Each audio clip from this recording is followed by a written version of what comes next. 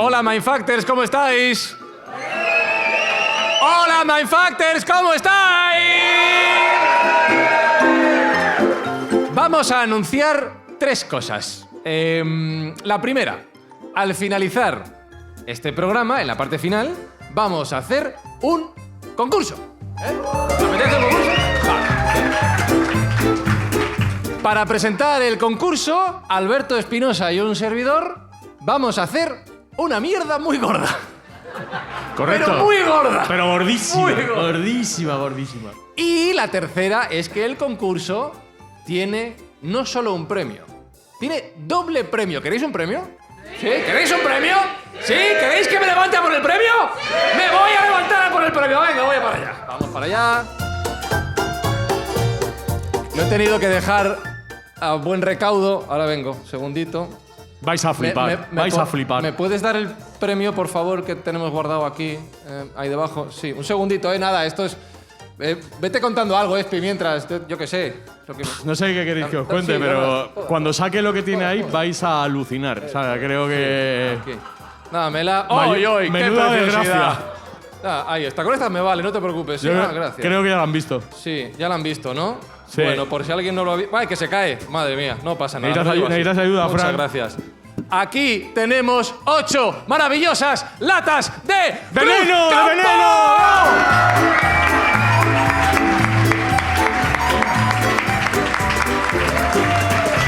veneno! Voy a repetir la pregunta por si acaso. ¿Queréis que hagamos el concurso? ¿Queréis ganar? Hemos tenido la deferencia de meterlas en la nevera. Están frías, ¿eh? ¿Queréis ganar nuestro concurso? ¡Pues os vais a joder! ¡Bienvenidos a Mindfacts! Buscamos los límites de la ciencia, el futuro de la tecnología, el alcance de la mente humana. Esto es Mindfacts.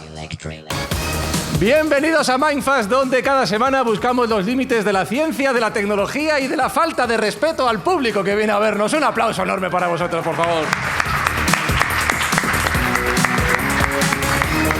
Alberto Espinosa, ¿tú quieres una Cruz Campo? Sí, toma. claro, dame 2. Toma una Cruz Campo para ti. ¡Ey, no! Tomar por culo. ¿La ha tirado? joder. Allí, tomar por culo.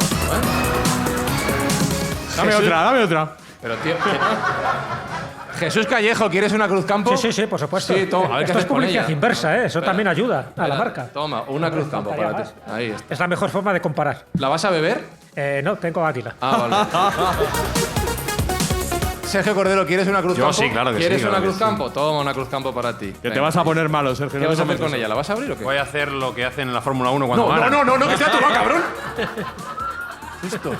Luego, según los portéis. Y un servidor Franizos quizá encantado de saludaros de nuevo aquí en el Palacio de la Prensa de Madrid. Recordamos que la recaudación obtenida con los anuncios de este programa y con las entradas vendidas va a una buena causa. Va a ir para ayudar a la Fundación Clipstra, que está luchando contra las enfermedades raras. Y bueno, pues con toda vuestra presencia y con todas las escuchas de nuestros oyentes, vamos a intentar minorar un poquito esa enfermedad. Pues ahora es cuando os dais un aplauso a vosotros mismos, por favor. Y hoy desde el Palacio de la Prensa de Madrid y con la compañía de todas las personitas que habéis venido a vernos, hablamos de las curiosidades, de las maravillas, de los límites de nuestro propio cuerpo, del cuerpo humano.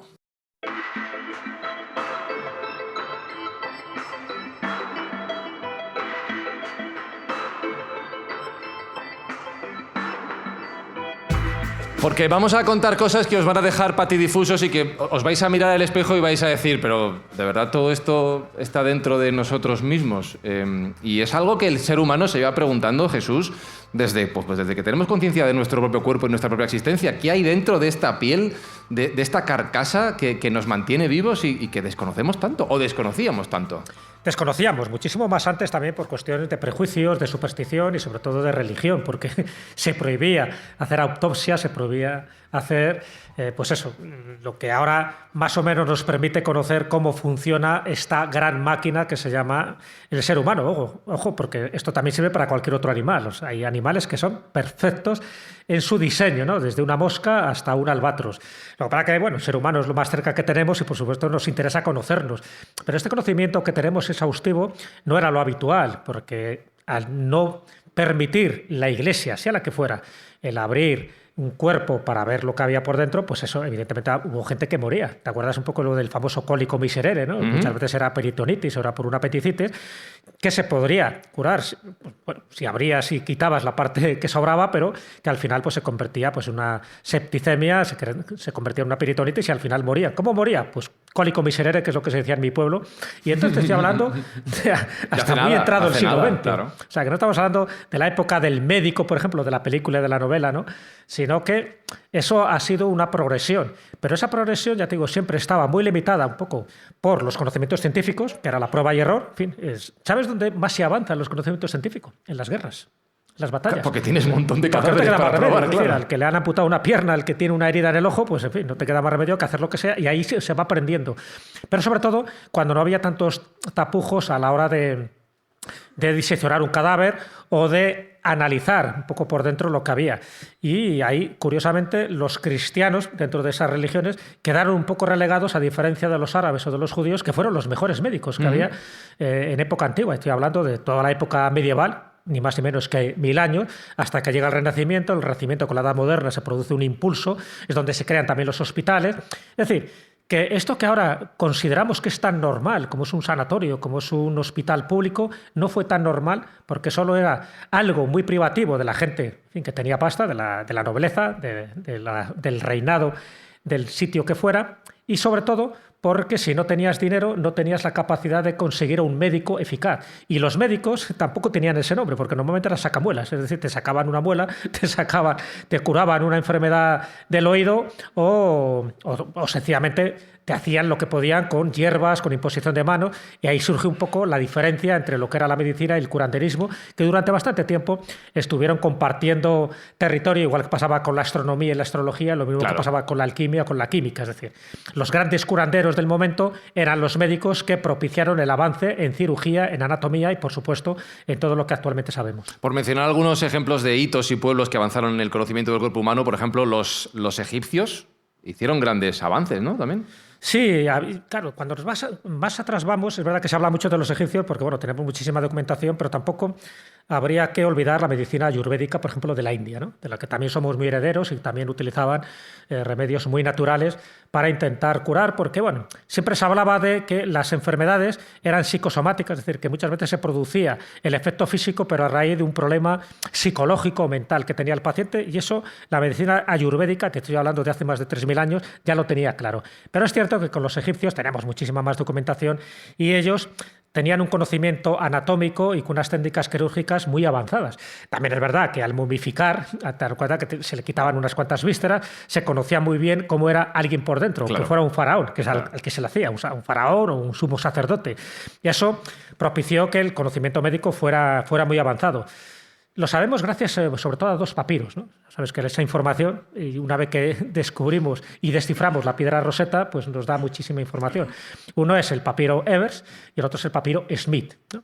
Y gracias a eso, pues sabemos, por ejemplo, que ellos utilizaban un tipo de medicina preventiva, por ejemplo, enfatizaban mucho lo que era la higiene, lo que era la dieta saludable, se utilizaban mucho los baños, el lavado de manos, fíjate, una cosa tan simple que hasta el siglo XIX prácticamente con Semmelweis no se utilizó el lavado de manos porque los médicos hasta esa época te hacían, por ejemplo, una autopsia y luego te iban a un parto sin lavarse las manos. Pues entonces, por eso había muchísimas enfermedades y, por supuesto, muchísimas muertes. No le veo fallo a ese plan. Tan simple como lavarse las manos. Bueno, pues esto los egipcios lo hacían y luego, evidentemente, conocían muchísimo sobre la amputación de extremidades, sobre la trepanación, en fin, la perforación del cráneo.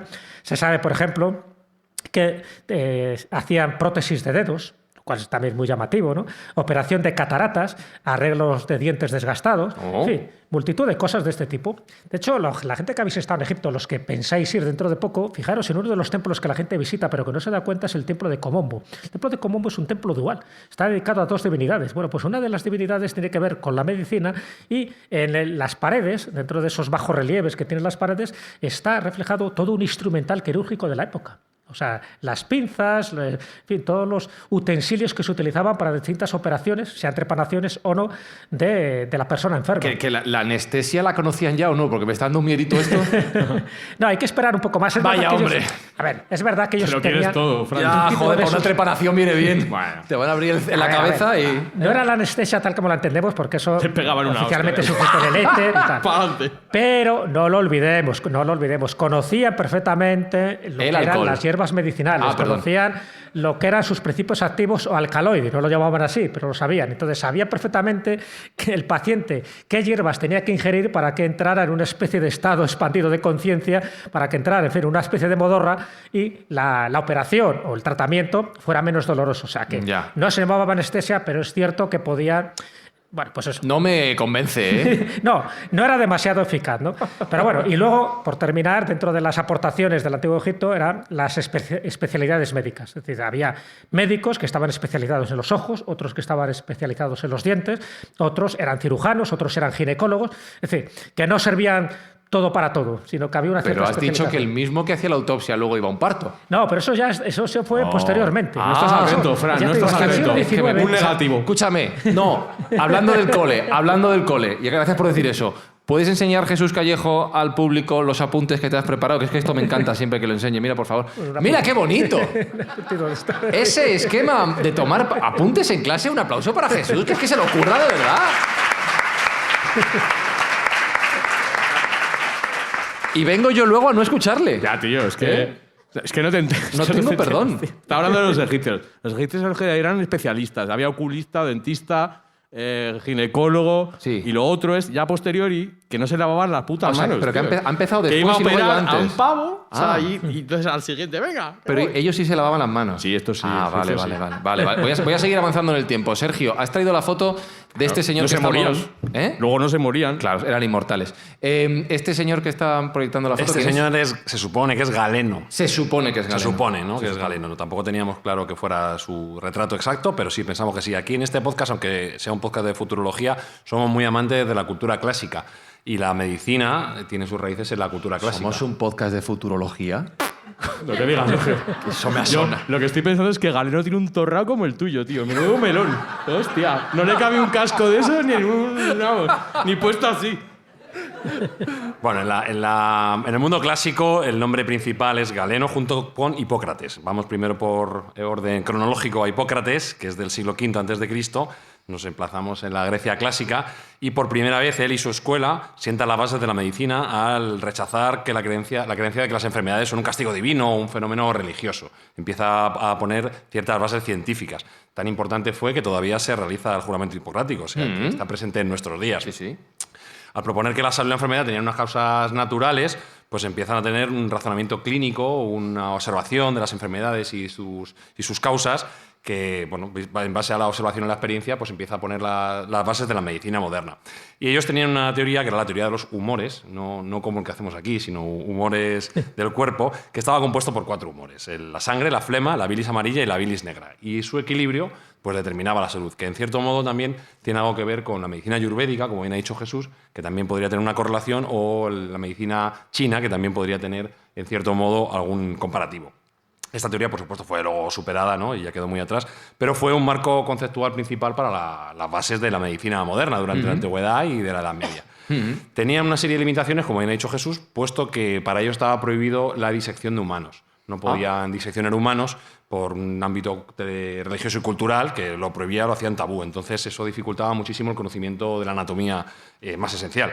Entonces los cálculos y las observaciones que ellos hacían pues se hacían en animales, en observaciones externas de los cuerpos y observaciones clínicas, la evolución del paciente, básicamente. Entonces, bueno, sin llegar a los puntos que luego veremos, pero ya fue una primera base para lo que es la medicina que estamos practicando hoy en día. Y, digamos, su seguidor inmediato dentro de la cultura clásica sería Galeno. Galeno nació en Pérgamo, lo que sería Asia Menor. Bueno, a los médicos, de hecho, muchas veces se les llama galenos. Sí, también, claro, es un sinónimo, efectivamente, Galeno. Muy bien, Fran. ¿Has visto? Siglo II, estamos hablando. A veces hablo en serio. Fue, como curiosidad, decir que fue médico de gladiadores y luego, posteriormente, médico en Roma. Pues ahí tenía trabajo, ¿eh? Exactamente, se pudo expandir su praxis en forma física. Y tuvo una gran formación que combinaba la medicina clásica griega con el conocimiento propio del Imperio Romano, que también fue muy efectivo. Y hizo una serie de aportaciones anatómicas y fisiológicas diseccionando animales. Él, al contrario que Hipócrates, sí que pudo diseccionar más animales, principalmente simios y cerdos. Sabéis que la anatomía del cerdo dicen que se parece bastante al del humano. Y la anatomía humana pues, también seguía siendo muy restringida porque bueno, pues no estaba bien visto. A su vez desarrolló diferentes teorías acerca del sistema nervioso y del sistema del funcionamiento del corazón y de la circulación de la sangre que fueron muy avanzadas. Y amplió la teoría hipocrática de los humores, se basó en la teoría de los humores.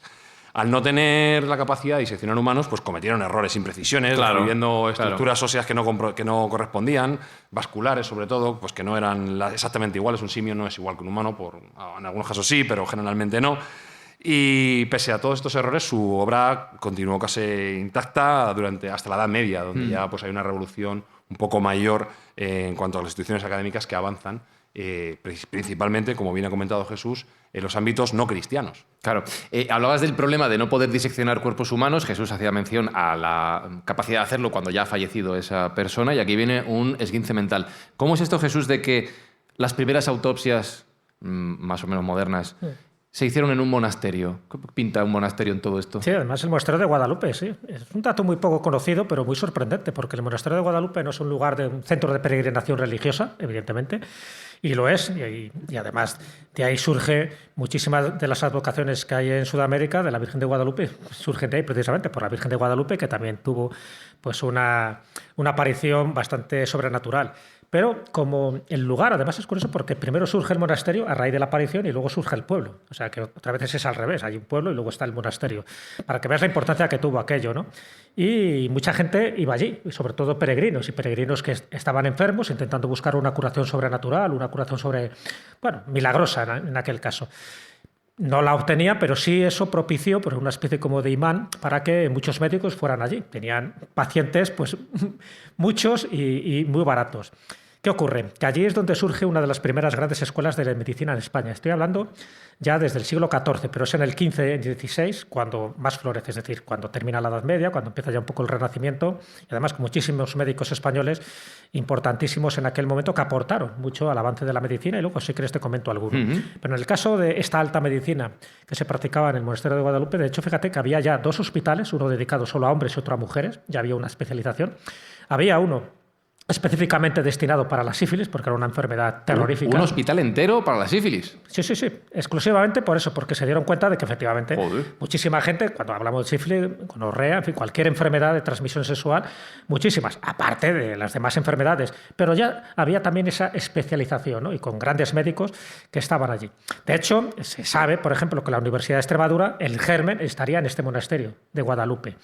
Y aquí viene lo más interesante, porque visto lo que se veía con el consentimiento, por supuesto, de la Iglesia, se permitió la disección de cadáveres. Y estoy hablando del siglo XV, que estaba técnicamente prohibido en muchísimos lugares, y luego a lo mejor Sergio comentará pues, los problemas que tuvo Leonardo da Vinci pues, para abrir un cadáver en Italia, ¿no? Y estamos hablando de época del Renacimiento, no la época medieval, que dicen que era más oscurantista, lo cual es mentira, porque ahí estaba Averroes, estaba Avicena, en fin. Pero una pregunta, Jesús, ¿pero por qué estaba prohibido diseccionar cadáveres? ¿Porque lo consideraban magia negra o por qué? Sí, exactamente, no, porque se consideraba que el cuerpo es un templo sagrado, es un templo de Dios. Lo han dicho antes. No me he enterado. Claro, que no escuchas tú tampoco. Quiero saberlo. Luego te metes conmigo. Pero como no me he enterado, quiero saberlo.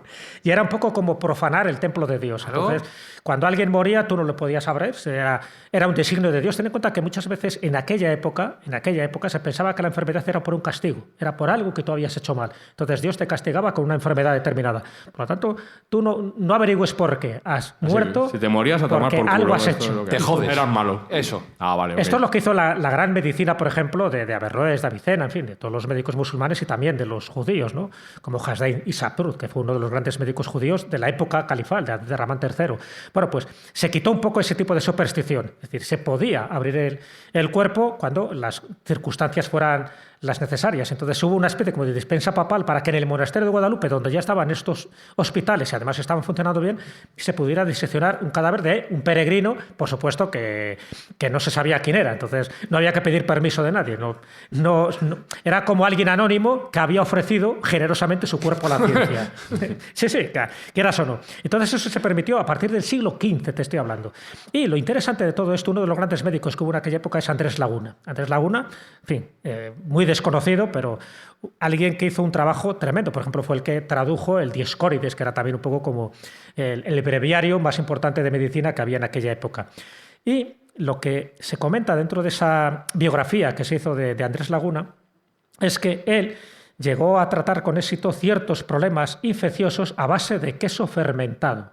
Atentos. Bueno, claro. Y según los descubrimientos de este hospital de Guadalupe, él dio nombre a ese hongo.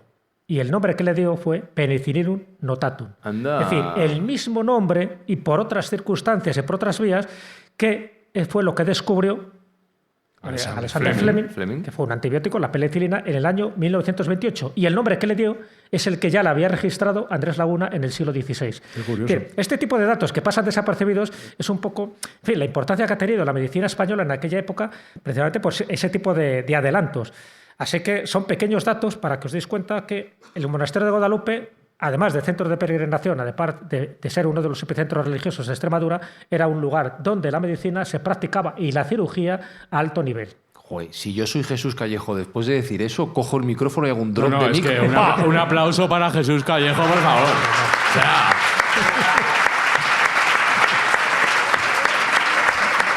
es increíble.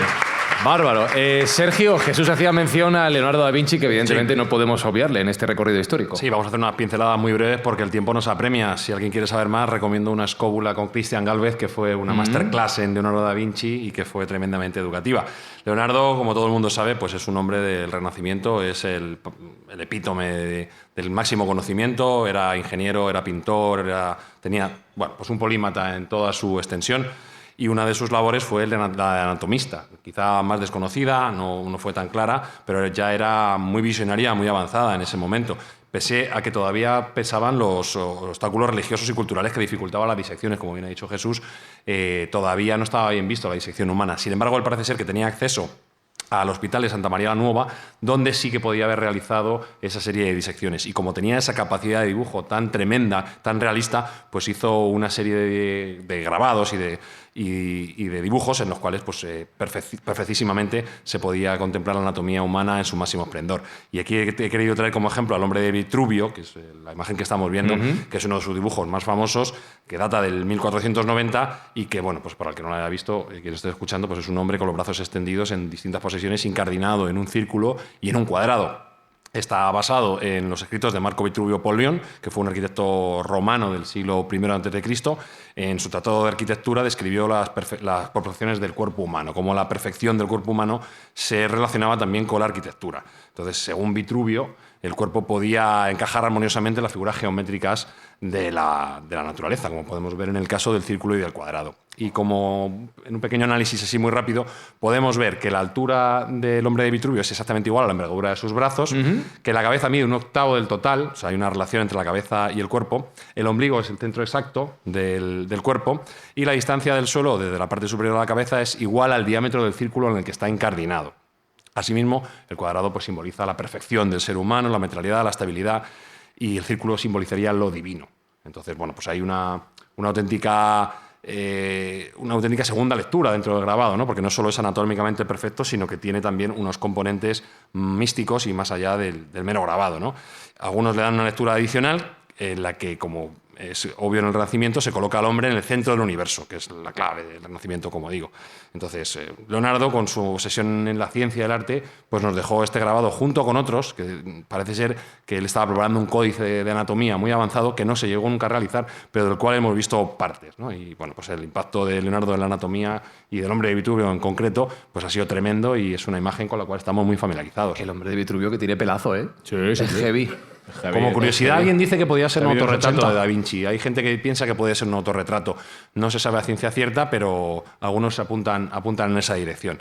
Entonces, bueno, pues es un elemento clave en el estudio de la anatomía, junto con otros grabados que por tiempo no tenemos posibilidad de ver hoy, pero que son tremendamente realistas. Y otro retrato es el que vamos a proyectar ahora. Jesús, este hombre ¿Puede ser Miguel Servet este señor que tenemos aquí, hablando de españoles? Podría ser, antes de que le chamuscaran, sí, efectivamente. Ah, le chamuscaron. Sí, al final murió quemado. Ya sabes que por entonces había gente muy fanática y uno de los fanáticos era Juan Calvino, que le chamusca no por haber hecho el descubrimiento de la circulación pulmonar, lo que se llama la circulación menor, ¿no? Porque la circulación mayor luego se descubre por Harvey.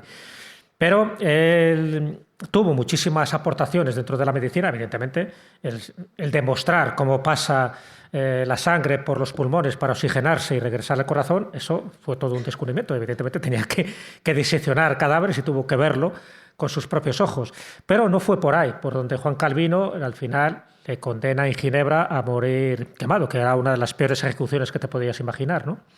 Sino porque él se metió en el mundo de la teología, él no entendía y no comprendía, y por supuesto no divulgó lo de la Santísima Trinidad, no entendía eso del Dios uno y trino, y aparte de otro tipo de cuestiones que se hablaban dentro del cristianismo. Fíjate que Lutero no era católico, pero daba igual, dentro del cristianismo había una serie de dogmas que eran indiscutibles, y Miguel Servet los discutió. Entonces, al final, le quemaron en 1553 y le quemaron con el libro donde aparece, además de sus teorías teológicas, donde aparecen sus teorías médicas, donde aparece descrita la circulación pulmonar de la sangre.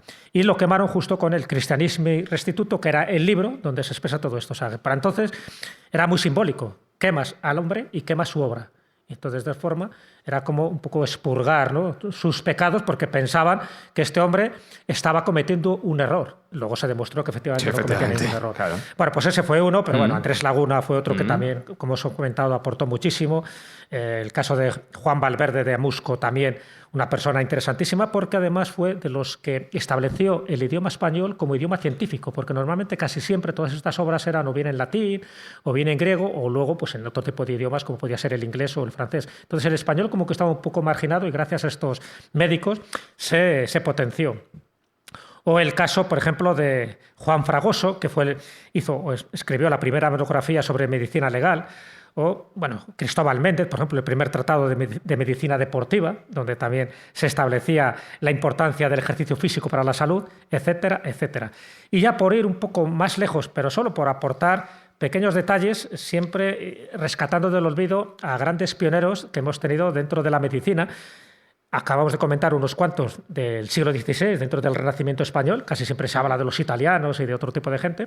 Pero hay 4 inventos muy importantes que han pues ayudado a los enfermos y a los pacientes y que tienen que ver con españoles.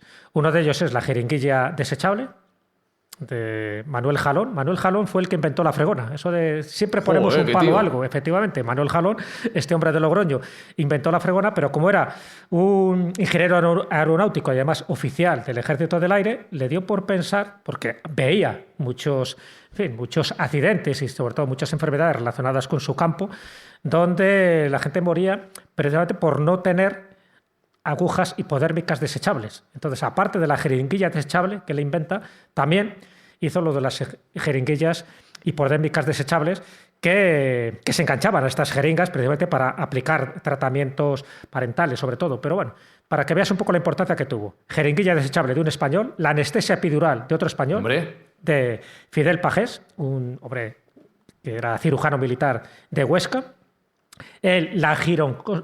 laringoscopio. ¿La qué? Laringoscopio. Laringoscopio. A ver, esencialmente sirve sobre todo cuando a un paciente le tienes que intubar. Entonces es necesario. Fíjate que el que lo descubre o el que lo inventa no era un médico. Era uno de los grandes barítonos que tuvimos, que era Manuel García. Y Manuel García, precisamente como su instrumento era la laringe, él cuidaba mucho, entonces inventó un instrumento para mirar no solo su laringe, sino la laringe de otros colegas suyos, y efectivamente era la única manera que tenía de ver laringes y estudiarlas con sus propios ojos. Por lo tanto, también otro invento español esencial y que está en cualquier hospital. Y por último, la silla de ruedas. Joder, macho, otro drop de Mick, ¿eh? La silla de ruedas, pero ¿sabéis quién? Sí. ¿Quién? Felipe II. Felipe II. Claro, bueno. Felipe II tenía gota, artritis, en fin, tenía de todo. Y entonces, pues a alguien se le ocurrió con, en fin, su sillón más bien, le colocó unas ruedas y por lo tanto se podía desplazar por el palacio, en este caso por el Escorial. Es verdad que luego ya se patentó en 1869, pero la silla de ruedas, hay que ser justos, hay que ser históricos, se le debe a Felipe II y a su gota. Pero ese es alguien que estaba hasta los cojones de llevarla a caballito. Y dijo, voy a poner unas ruedas a esto porque... Y sobre todo cuando decía, oye, llevarme a ver el Escorial, las obras están mal llamadas. Al Monte Abantos. Venga y- Que hoy quiero ir al Monte Abantos. Y el Pues- tío, me cago pues en la puta. mal llamada. Ni estuvo Felipe II, Venga, ni, es una, ni nunca se convirtió en silla. Pero bueno, curioso para que veáis cómo también los españoles, en ese sentido, pues han aportado muchísimo al avance de la medicina en este tipo de cosas. Jeringuilla desechable, anestesia epidural, laringoscopio y silla de ruedas. Yo le voy a Con un par. aplaudir otra vez a Jesús Callejo, por favor.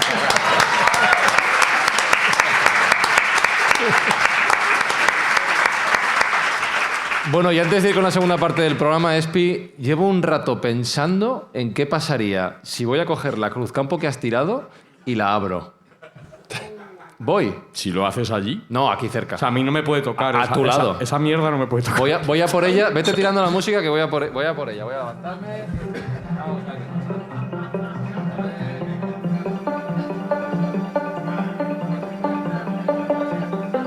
No sé dónde la ha tirado, Fran, ¿eh? ¡Apoyada! Claro. Ahora sí le duchas con Mira, ella. mira, está abollada. La he destrozado contra el suelo. ¿Quieres que la abra o la abro un poquito? No, no te la voy a dar, que me la tiras. La Es abro que un vas a poner la mesa perdida. Te voy a matar. Mira, que voy. Hijo de puta. Un poco, ¿eh? Un poco. Como la sangre de un alien. Mira, Dios mira, mío. mira. ¡Ah! ¡Me quema! Toma, aquí te la dejo, ¿eh? Para ti, mira cómo gotea. Mira, pon esto fuera de aquí. por Mira, favor. esto, ya está. Ah. Bueno, vamos a hablar de curiosidades, de datos que os Puto van a asco. sorprender. Y recuerdo que al final, en los últimos, no sé, 5 minutos o algo así, vamos a hacer un concurso donde vamos a regalar, pues eso que te gusta, Espi. Y otras cosas, ¿vale? En serio. Pero hablemos de datos curiosos. Nos ha preparado Sergio Cordero una imagen con inteligencia... ¿Cómo te gusta, eh? Sí, me da bien. Donde básicamente concibes el cuerpo humano, le quitas la piel y es un montón de órganos, de seres vivos, de bacterias, de cositas que pululan en el interior y el exterior de nuestro cuerpo. Sí, porque yo creo que hay que quitarse un poco el concepto de que el ser humano o el cuerpo humano es exclusivamente Homo sapiens. Al final habría que pensar más en el cuerpo como una colmena, como un ente simbionte, donde hay pues, más de 40.000 especies que están conviviendo. 40.000. Más de 40.000 ¿En cada especies uno de que nosotros? están conviviendo. Sí. Joder, sí. la ciudad. De hecho, hace poco, en Hay 2016... gente que más, ¿eh? Hay gente que más, sí. En mi cabeza, con esta cabeza que Yo tengo en el metro veo gente que más. Os lo digo. Antes se pensaba que había más o menos las mismas células humanas que microorganismos viviendo en el propio cuerpo, pero en 2016 se afinó por parte de investigadores de Israel y Canadá esta cifra y se llegó a la conclusión de que hay unos 30.000 millones de células humanas, pero 45.000 millones de microbios que nos habitan. Con lo cual, habría que pensarse si nosotros vivimos gracias a los microbios o los microbios viven gracias a nosotros. Eso habría que valorar si somos simplemente los vehículos de los microbios para un mundo en el cual a nosotros ni siquiera nos necesitan, ni nos tienen domesticados. Eso sería una posibilidad. De hecho, la carga privada de microbios pesa alrededor de 1,4 kilogramos por cada una de las personas. Es decir, más o menos lo mismo que del cerebro. O sea, que la culpa de que engordemos es suya. Entre otras cosas, sí, Claro, sí. Ya sabes vale. que ahora se está estudiando mucho el microbioma y se cree que bueno, pues todo lo que tenemos ahí en nuestro intestino pues forma parte de nuestra salud intrínsecamente, ¿no? Oye, y hablando de eso, ¿y nuestro ombligo qué? Porque eso es un agujero negro. Bueno, en de- el ombligo, evidentemente, en el ombligo hemos encontrado muchísimas variedades de microbios. Ahí está todo en la zona cero, tío. Eso es una increíble. fauna, ¿eh? Lo que hay en el ombligo es una Sí. fauna. Se realizó un proyecto llamado el Proyecto de Biodiversidad de Ombligos. en la Flipa con esto. Universidad Proyecto Estatal- de biodiversidad de ombligos. En la Universidad Estatal de Carolina del Norte, que imagino que les sobrarán fondos. Vuelve a repetir eso, por favor. Proyecto de biodiversidad de ombligos. El Proyecto de Biodiversidad de los Ombligos. Yo me imagino al profesor Hampton yendo a su jefe. sí, que sea. Me gustaría. Oye, ¿me das financiación para un proyecto? Mira, es que vengo con un proyecto interesantísimo. ¿Cuál? Pues mira, es un proyecto donde vamos a ver toda la biodiversidad de los ombligos. Sí, sí, sí. Súbete El la pollo. camiseta. Como estos. Toma. 40 kilos. El proyecto consistió en pasar un hisopo por el ombligo de un grupo de 60 voluntarios. A ver qué se ocultaban cada uno de ellos, ¿no? A ver lo que podían ver ahí. Bueno, pues el estudio encontró 2.368 especies de bacterias, de las cuales 1.458 eran desconocidas para la ciencia. Entonces, el número de especies distintas por persona variaba tremendamente, ¿no? Y uno de los voluntarios incluso albergaba un microbio que nunca se ha detectado fuera de Japón, donde él jamás había estado. Vale. Nunca había estado allí y de algún modo se había teletransportado. Esa fila de peña, ¿eh? Venga. O sea, que podía ser, el ombligo puede ser como un agujero de gusano donde aparecen ahí microbios. ¡Puto asco! Depende si se habían duchado o no se habían duchado antes, ¿no? Sí, ahora comentaremos. No, pedirían requisitos, dirían, no, venid con un par de días. Con el ombligo sucio. Claro, con el ombligo poblado. Oye, y los pies también es un lugar donde... Bueno, los pies lo conocemos todos, ¿no? Todos tenemos algún amigo, algún hijo, algún adolescente cerca y sabemos que los pies emanan una serie de fluidos allí que no son precisamente agradables, ¿no? Son radiactivos en muchos casos. Sí. De hecho, siempre se ha dicho que los pies huelen a queso. Pues efectivamente hay una correlación entre el queso y los pies. Y es que en los pies hay muchas glándulas sudoríparas, tanto como para segregar medio litro de sudor al día. Y ahí tenemos dos sustancias químicas que son las responsables del olor, que es el ácido isovalérico y el metanodiol, que son producidas también por ácido bacteriano en algunos quesos. O sea, que realmente están en los dos sitios. Por eso tienen un olor similar, los quesos y los pies. Y porque puedo dar fe que en el caso de los adolescentes es así. No, claro, eso funciona a tope. De hecho, de alguna manera hablas de las bacterias que muerden. Nos están mordiendo todo el rato, nos están comiendo, ¿no? De alguna forma. Aparte, entre otros microorganismos que tenemos ácaros que nos tienen como una galleta gigante, porque nos están devorando en todo momento, ¿no? Entonces estamos siendo comidos en cualquier momento por esos ácaros que, sobre todo en la cabeza, pues nos toman como alimento. Y son consustanciales a los humanos. Tanto es así que estudiando su ADN podemos llegar incluso a saber las migraciones humanas en el pasado. Como el ombligo de Japón. Bueno, el ombligo es mucho más desconocido, es un agujero negro completamente. Hay otra curiosidad que tenemos aquí anotada. ¿Cómo es esto de que no solo tenemos 5 sentidos, que podemos llegar a tener hasta 15? Bueno, pues sí, los 5 sentidos famosos, ¿no? Sí. El oído, la vista, el tacto, el olfato y el gusto, pues también disponemos de muchos más, ¿vale? Algunos no reconocidos por el propio ser humano, pero tenemos hasta 15 sentidos distintos, aparte del que hemos dicho, ¿no? Por ejemplo, el equilibrio. Bueno, vale. Es uno de ellos, ¿no? La temperatura. Está considerada también. El dolor. Vale.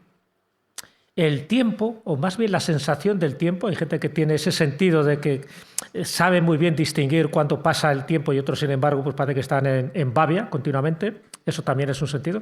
Y además las sensaciones internas de sofocación, de sed o de saciedad. Mira, estás diciendo esto y se va una señora ahí a la barra. No, por favor, una cerveza para mí. Me has dado sed, sí. O sea, que tenemos varios. Voy a ir yo. Muchas potencialidades. Otra cosa es que las desarrollemos. Pero 15 sentidos, tantos. Sí, bueno, pero eso es tirando por abajo. Hay algunos que son más generosos, de que tenemos más de 20. Joder. Y el del ridículo, que es el que no tenemos nosotros. Nosotros ninguno, claro, ese no está.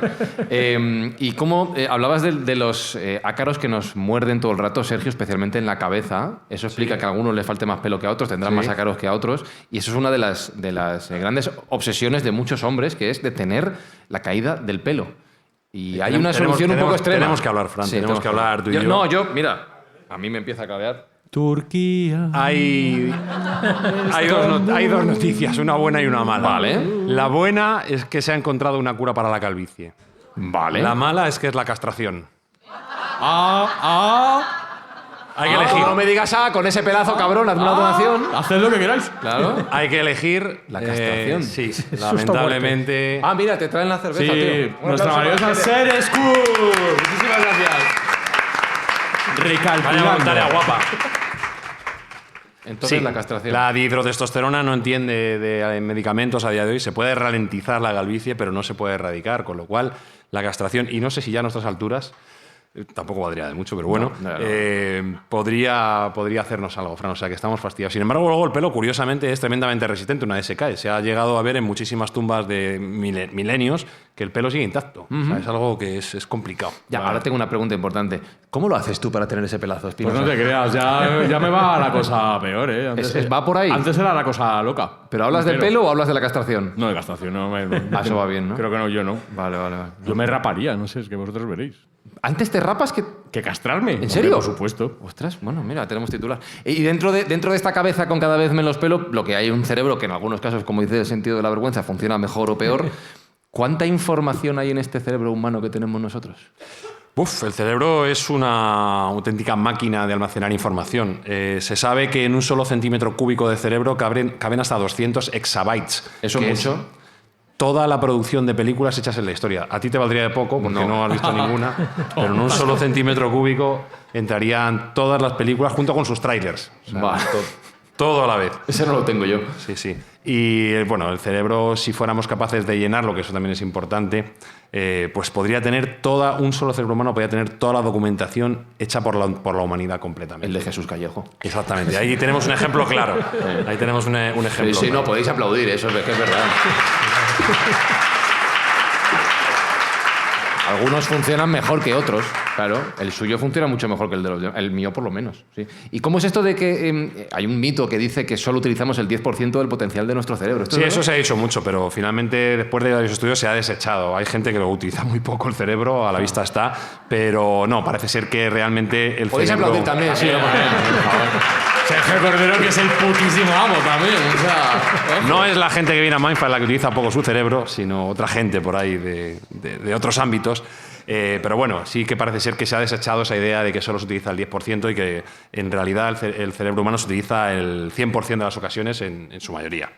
Estoy avanzando rápido porque ¿queréis que hagamos el concurso entonces, sí o no?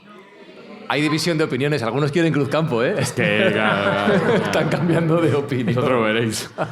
Vamos a hablar de cómo la tecnología puede hacer avanzar nuestro cuerpo, hacer mejorarlo de alguna manera, convertirnos en, no sé si seres humanos mejores, a medio camino con los robots también, ¿no? Hay algunas cosas que la tecnología va a convertir en nuestro cuerpo del mañana. Sí, definitivamente estamos ya trabajando en el próximo Homo sapiens, ¿no? En el Homo digitalis, que le llaman algunos, o el próximo hombre. Y eso va a ir de la mano de la tecnología, que bueno, pues es el fuerte de este programa, y estamos viendo diferentes fórmulas para mejorar nuestro cuerpo y progresar. Vamos a resumir muy brevemente porque tenemos episodios dedicados a cada una de ellas, pero podríamos decir la edición genética con herramientas como CRISPR, que nos pueden permitir corregir mutaciones y prevenir enfermedades congénitas. Esto ya se está haciendo, no es un futurible, sino que ya se está utilizando, junto con órganos artificiales e impresos en 3D. Estamos ya imprimiendo en carcasas incluso riñones, que es uno de los órganos más necesitados en trasplantes. Se están empezando a realizar con impresión 3D. Esta revolución en la medicina regenerativa pues está en pleno auge. Se están haciendo, como ya hemos hablado también en otro podcast, interfaces cerebro-máquina, como el caso de Elon Musk, el Neuralink, y hay algunos otros que también están funcionando donde te implantan directamente electrodos en el cerebro para poder mover partes del cuerpo, por ejemplo, en gente que está paralítica y que tiene dificultades. Entonces, bueno, pues es una tecnología que se está utilizando también ya y que nos permitiría, entre comillas, ampliar nuestra propia RAM, ampliar nuestro córtex cerebral para tener más información y mejor, un acceso más rápido a toda la información en el momento que tengamos esa interfaz cerebro-máquina. Y, por supuesto, se está hablando también mucho de la extensión de la longevidad a través de compuestos, ¿no? De medicinas, de nootrópicos. Hay un personaje que es bastante conocido, que es Brian Johnson, que está ahora en las redes diciendo que él ha conseguido ya escapar de la velocidad de longevidad. Es decir, una velocidad de escape significa que tú creces, tu edad real crece menos que la edad temporal, con lo cual, bueno, pues él se supone que podría llegar a vivir hasta 200 años, según El lo otro que día vi una entrevista que el titular que habían puesto, y esto no es broma, que decía que tenía el pene de un chico de 20 años. Pero ese es el que tiene como cara de muñeco, de muñeco un poco, ¿no? Ese que tiene cara de Paul McCartney ahora, de John Bon Se ha hecho Jovi. algunas cosillas ahí en la cara. Tiene una cara así un poco... Se ha hecho algunas Está siempre cosas. Se ha toqueteado un poco. No sí. puedes tirar, no puedes gestar puede- así. Y hay un último punto, esto es una cabronada. Hay un último punto en el guión que dice: cyborgs están entre nosotros y la imagen con la que la acompañan es un ojo operado. ¿Va por mí esto, cabrones? Bueno, tú saliste bastante bien de tu operación. Yo o sí, sea que es no- verdad que tengo... Tú sabes que a mí me hicieron sí. una universidad entera para operarme la vista. Sí, vino gente de la NASA y su puta madre. Efectivamente, tuvieron que traer unos camiones Sí, sí. especiales para traer la lentilla. lente que te tenían que Claro, meter allí. eso es, la que bajaron del telescopio. Que como Fran, dices tú. el que no lo sepa, tenía como... ¿Cuántas dioptrías tenías en cada Todas. ojo? O sea, Ya, llevaba unas gafas que cogía dioptrías prestadas de otra gente. El mañana. Claro. Era increíble. Sí. Entonces, esta es la foto de mi ojo, básicamente. Sí, ya se están haciendo implantes retinales y esto es una cámara concretamente en un señor que perdió un ojo y recuperó la visión, por lo menos pixelada, gracias a este implante retinal. Hombre, es muy chulo eso, ¿eh? Sí, desde luego. Hace poco tú y yo estábamos hablando de una persona querida que murió ciego y le hubiera gustado poder recuperar la visión. A día de hoy sería posible con este tipo de implantes. Incluso, bueno, pues sabemos de gente que está recuperando miembros que ha perdido, como brazos, como piernas. Se está viendo cada vez una revolución en este ámbito de la medicina gracias a la tecnología. Y no me quiero dejar de un lado un pequeño guiño a nuestro primer episodio, que era si vivíamos en una simulación. Sí. En el cual decir que el cerebro, cuando está percepcionando la realidad, tiene un pequeño lag de 1/5 de segundo, unos 200 milisegundos. Siempre se ha dicho que no hay futuro ni hay pasado, que solo hay presente. Pues tampoco hay presente. Porque ese delay que tiene el sistema nervioso en percibir la realidad hace que no vivamos el presente real. ¿Qué hace el cerebro para suplirlo? Crea una simulación de la realidad 1/5 de segundo por anticipado. Con lo cual, ya está demostrado que vivimos en una simulación, pero es una simulación cerebral del espacio-temporal presente. Toma. Esto sí que es un drop de beat.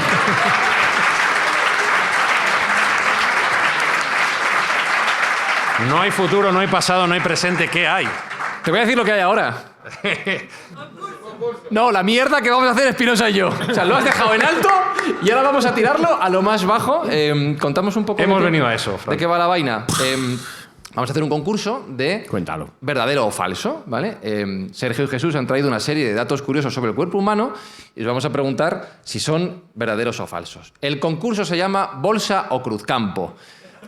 Aquellos que acierten se llevarán una bolsa de Yes We Cast, aquellos que fallen se llevarán una Cruzcampo, ¿vale? Se puede fallar a posta, ¿eh? Si y la mierda no es esta. La mierda no es esta. La mierda es que hemos preparado una sintonía, Espinosa y yo. Una sintonía que conoceréis y que vamos a cantar ahora los dos. A perpetrar. A perpetrar. Vale. Él ha sacado la música, yo he escrito la letra y pues ¿quieres? Sácate la letra porque si no... ¿Quieres que empecemos? ¿Hacemos la mierda? Sí. ¿Hacemos la mierda? Sí. ¡Hagamos la mierda!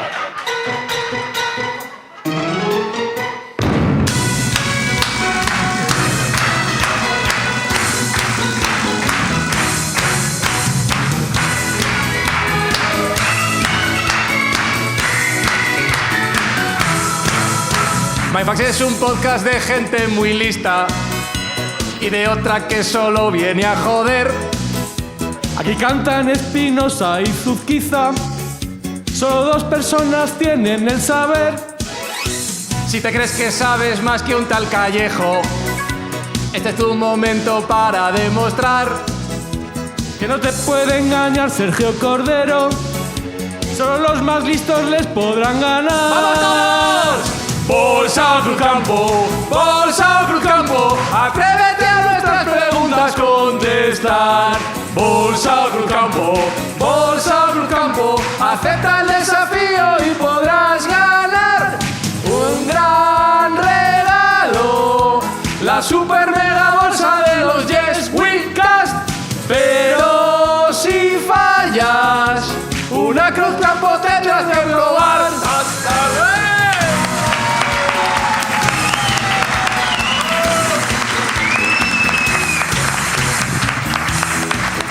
Bueno, ¿qué os ha parecido Bueno, tremendo. Lo mejor de la noche, sin duda. Lo mejor, Me lo quería perder. Venga, pues dejo aquí las 5 Cruzcampos. ¿Quién quiere participar? Cuidado que alguna ¿Quién está se anima? movida, ¿eh? ¿Alguna mano? Venga, por favor, sube. Venga. Primero, sube aquí al escenario. Por favor, un aplauso para ella, por favor. Vamos arriba.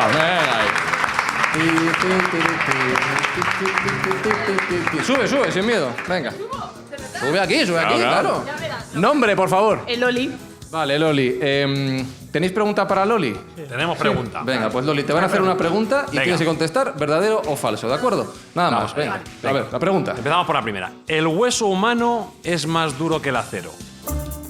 ¿Verdadero o Cruzcampo? falso? Verdadero. Verdadero, dice que es verdadero, que es más duro que el acero. ¡Bolsa! ¡Bien! ¡Bolsa para Loli! A nivel de resistencia a la presión, puede serlo. Toma, bolsa para ti. ¿Quieres una Cruzcampo? No, se la dejo a otros. Pues un aplauso para Loli, por favor. Otro voluntario para participar, por favor. Venga, sube, sin miedo. Venga, rápido. Un aplauso para él también. Voy fichando gente. La siguiente vas a ser tú, ¿eh? La siguiente vas a ser tú. Por favor, ¿nombre? Carlos. Carlos. Pregunta para Carlos. Venga, vamos, Carlos. El cuerpo humano tiene suficiente hierro para fabricar un clavo de unos 7 centímetros. ¿Verdadero ¿Bolsa o o Cruzcampo? Me la juego a verdadero. Dice que es verdadero. ¡Bolsa! ¡Bien! ¡Bolsa!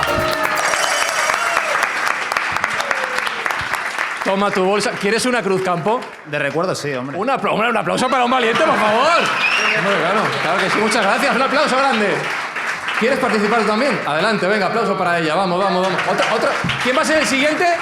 ¿Quién va a ser el siguiente? Tú y tú. Vale. Venga. Nombre. Carmen. Carmen, por favor, pregunta para Carmen. A ver, las uñas de los pies crecen más rápido que las uñas de las manos. ¿Verdadero o falso? Falso. ¿Falso? ¡Otra bolsa! ¡Bolsa! Es que tenemos unos cracks aquí. Muy bien. Sí, señor. ¿Quieres Cruzcampo también? No, gracias. No hace falta. Un aplauso para Carmen, por favor. Sube. ¿Querías participar? Sube también, aplauso. Y ir aplaudiendo, o sea, todo el rato, así, eso es. Nombre, por favor. Ricardo. Pregunta para Ricardo. Venga, vamos con ella. Fácil. Las orejas y la nariz nunca dejan de crecer. ¿Verdadero o falso? Verdadero. ¡Bolsa! 4 de 4. Vaya racha. ¿Cruzcampo quieres también o no quieres que...? De recuerdo. También de recuerdo, Cruzcampo para el hombre. Claro que sí. Gracias. Un aplauso. Luego que la tire en una alcantarilla, por favor. Sube. A ver, tratádmelo bien, por favor, ¿eh? Tratádmelo bien. Nombre, por favor. Leo, Edad. 11. ¿Le podemos dar una Cruzcampo a Leo si falla? Esto es un problema. Incumple todas las leyes de España. Entonces lo hacemos. Entonces sí. Venga, Venga, Leo. Pues pregunta para Leo, Luego por la favor. tiras en una alcantarilla, por No la favor. pruebes, ¿eh? Vale, pero a ver, venga. A Pregunta ver, para Leo. Atento, ¿eh? Venga. Si no te cortaras nunca el pelo, cuando pasen 10 años, ¿tu pelo llegaría hasta tus rodillas? ¿Verdadero o falso?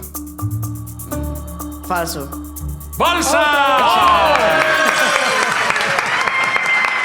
Pues mira, Leo, me has ahorrado una ilegalidad. Muchas gracias por acertar. Muchas gracias.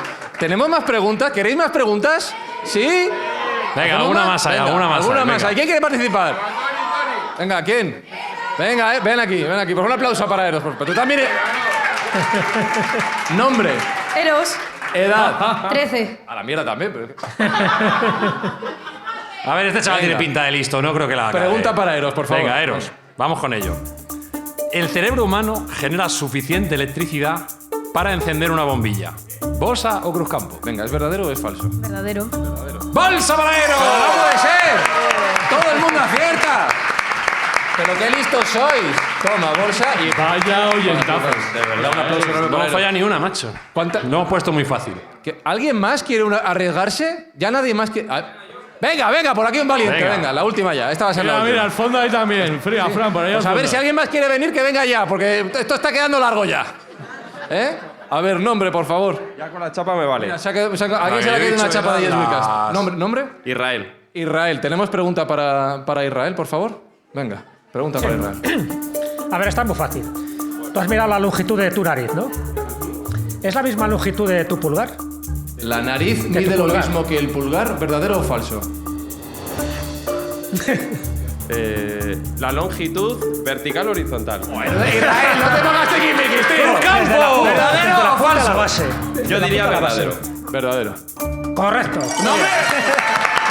Esto que sirva para todos. Mirad vuestro pulgar porque es la distancia que tenéis de vuestra nariz. Pues aquí tienes bolsa Yes We Cast para ti. Gracias, Israel. Un placer, un aplauso para Israel, por favor. Venga, Mira qué gracioso estoy con el pulgar así haciendo así. Ya todo el mundo así. Todos mirando ahí el pulgar. Qué gracioso. Pero este viene por la Cruzcampo. No, os voy a contar la historia. Nombre, por favor. Lucho. Lucho Curra en Yes We Cast. Sí. O sea que...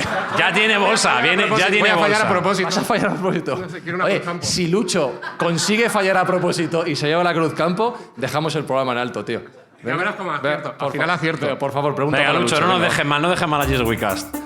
El estómago se renueva completamente cada 3 días para evitar digerirse a sí mismo. Por favor, fállala. ¿Verdadero o falso? Falso. Falso. ¡Cruzcampo!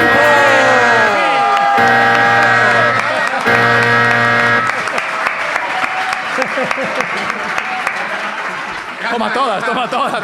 ¡Un aplauso enorme para Lucho! ¡Lucho!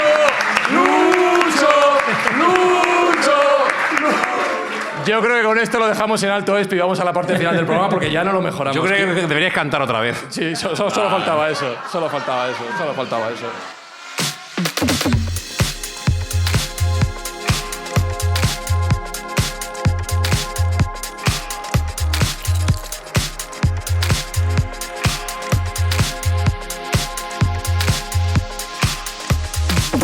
Me queda una Cruzcampo en la mesa. Jesús Callejo, ¿la quieres tú o te tienes una ya? Yo ya tengo la mía, no te preocupes. ¿No te has atrevido a probarla? No, pero luego intentaré comparar con la que estoy bebiendo. Que está... Si sobrevivo, vendré la próxima semana. Un aplauso enorme para Jesús Callejo, por favor.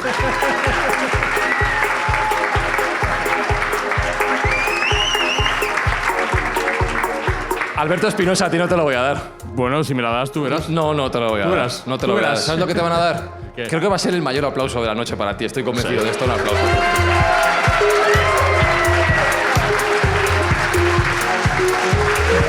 Sergio Cordero, te voy a decir una cosa. Tú, os lo digo a todos, ya lo sabéis que Sergio es el director de este podcast, quien ideó Mindfax, el culpable de que estemos hoy todos aquí, y yo quiero, antes de que hable, que le deis un aplauso enorme, porque es que sin él no hay podcast y no hay esta tarde y no nos lo pasamos bien y no hay Cruzcampo. Así que, por favor, un aplauso enorme.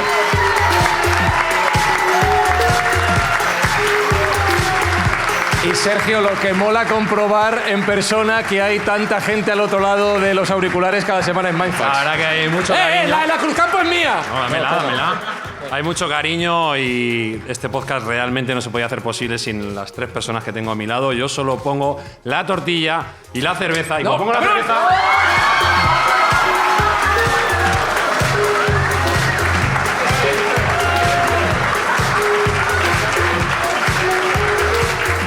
Bueno, pues con mi ordenador lleno de Cruzcampo, mi ropa llena de Cruzcampo, Espinosa lleno de Cruzcampo, la mesa de sonido lleno de Cruzcampo. No se puede hacer el otro ordenador lleno de Cruzcampo, mi vida llena de Cruzcampo. que me patina. Es que eso es terrible lo que acaba de hacer. Nos despedimos. Gracias por acompañarnos aquí en el Palacio de la Prensa. Ha sido un honor, ha sido un placer. Saludos de Fran Duzquiza y hasta la semana que viene. Chao, chao, chao, chao, chao, chao.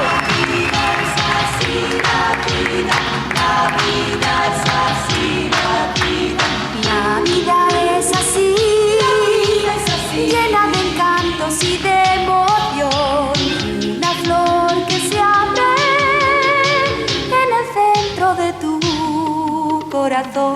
Mindfax llega cada semana a tus oídos a través de Spotify, Apple Podcast, iVoox o tu aplicación favorita.